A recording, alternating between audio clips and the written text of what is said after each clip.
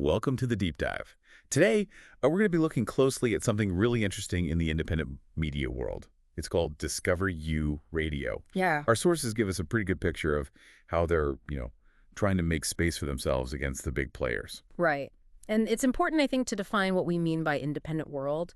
It's easy to just think music, but really? Yeah. Well, it's every single mom and pop shop, isn't it? Every little coffee place, the local garage, anyone who's really grinding it out on their own. That whole entrepreneurial spirit.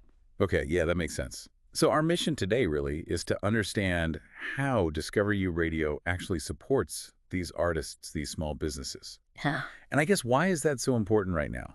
Especially when you look at the market. It's tough out there for independents. So maybe let's start with the big picture. The media landscape, the numbers are kind of stark, right? Commercial radio still pulls in, about 67% of daily listening. Yeah, around that, 67%. And that often means these huge corporate networks just playing the same stuff over and over. Feels very repetitive, a closed loop almost. Exactly. And then you see how that connects to the music streaming market overall. I mean, it's exploding, right? Almost $47 billion in 2024. And they're talking over $108 billion by 2030. Huge numbers. Wow. But, and this is the crucial part, the independent artists, the ones without a label, the unsigned musicians, and also the small businesses trying to get an ad out without, taking out a second mortgage. They often just get lost in all that growth. The money doesn't really reach them. Right. So it's growing, but not necessarily for everyone. So, okay, given that massive competition, how does Discover You Radio try to step into that gap? What makes them different? Well, they have a few key things, according to our sources. First off, they're set up like a proper professional station. They're fully licensed through Live 365. Live 365. Hmm? Some listeners might not know them. Right, yeah, they're a big internet radio platform. Basically, they handle all the complex licensing stuff. It means the royalties get paid correctly, transparently. That's a huge weight off an artist's shoulders. Okay, so legitimacy is number one. What else? Maybe the biggest draw for artists. Absolutely no upfront fees to get their music played. No fees. None! It cuts right through that whole pay-to-play nonsense you see sometimes.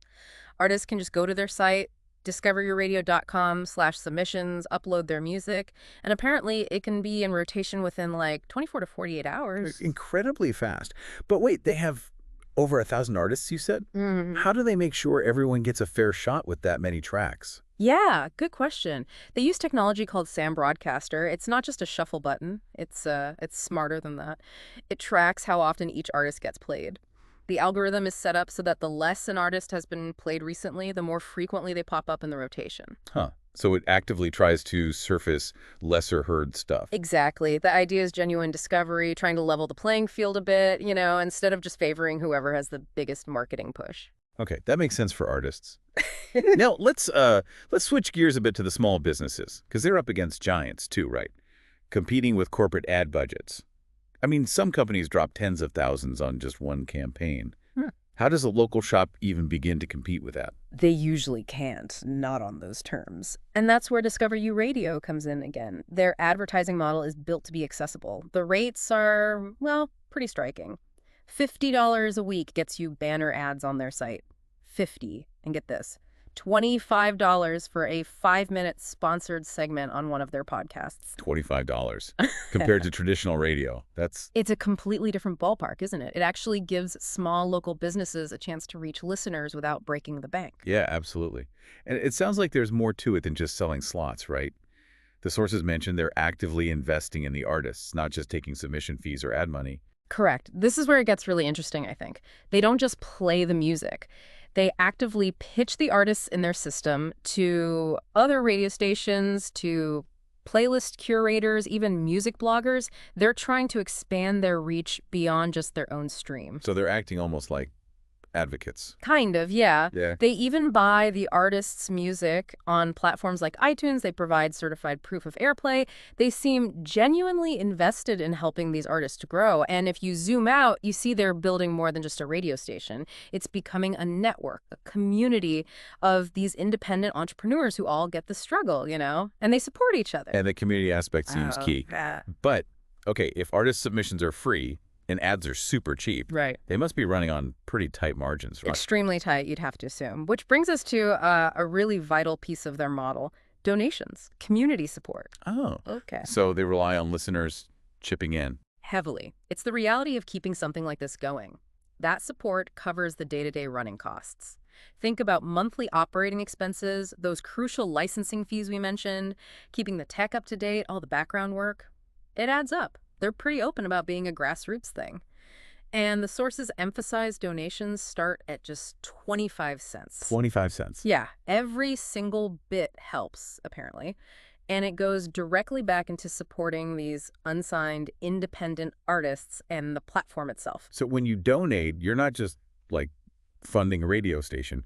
You're putting money towards that songwriter juggling 3 jobs. Or that indie band sleeping in their van between gigs. Or that local shop owner who can finally afford to tell people they exist. And importantly, you're helping them maintain the quality, the technology side of things, too. Definitely. They broadcast at 192 kLVPs, which, for anyone wondering, is pretty high quality for streaming. It's near CD quality, really clear audio. And they make it easy to listen to, right? It's not just on their website. Oh, yeah, they're everywhere. You can use their website, sure, but also their Apple app, the Google app, ask Alexa to play it, tune in, Live 365 itself, even Roku. Wow. Okay, so accessibility is definitely covered.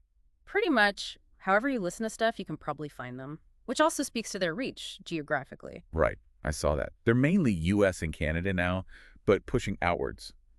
Mexico license secured, and aiming for places like Australia, Japan, the UK, the Netherlands. Yeah, and that kind of international growth for an independent station, that's got to be fueled by that community support we were just talking about. You don't do that on pocket change. No kidding. So let's tie this back to the bigger picture.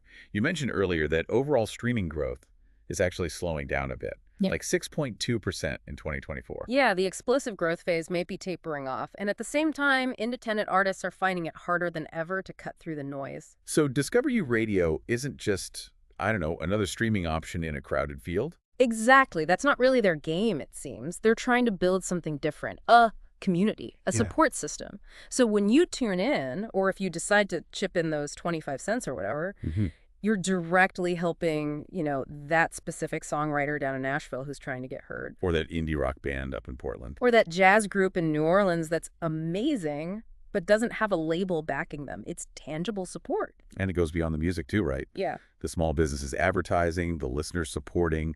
It's like joining this whole network. People who value authenticity, who get the independent grind. Yeah. It's all about proving that independent doesn't have to mean like second best or lower quality. Showing that small can compete with big, maybe just differently. With the right platform, the right community behind it. Absolutely. And for listeners who really want to get into the weeds, they have their own discussion series too, right? Talking about the stories, the challenges. Yeah, diving deeper into the lives behind the music and the businesses. Okay, so wrapping up our deep dive here, Discover You Radio really does seem to be carving out a unique and, frankly, vital space. A place where artists and small businesses might actually find their voice, find an audience, without getting lost in the corporate machine. It really boils down to this. Your story matters. Your music matters. Your business matters. And platforms like Discover You Radio are built on the idea that your support also matters, because they're trying to make sure the world hears all of it. Right. So if you're an artist listening, check out discoveryradio.com/submissions. If you run a small business and need affordable advertising, maybe reach out to them. And if you just believe in what they're doing, supporting independent voices, well, even that 25 cents can make a difference in keeping it going. Absolutely. Keep supporting independent, keep dreaming big, and, well, keep discovering you.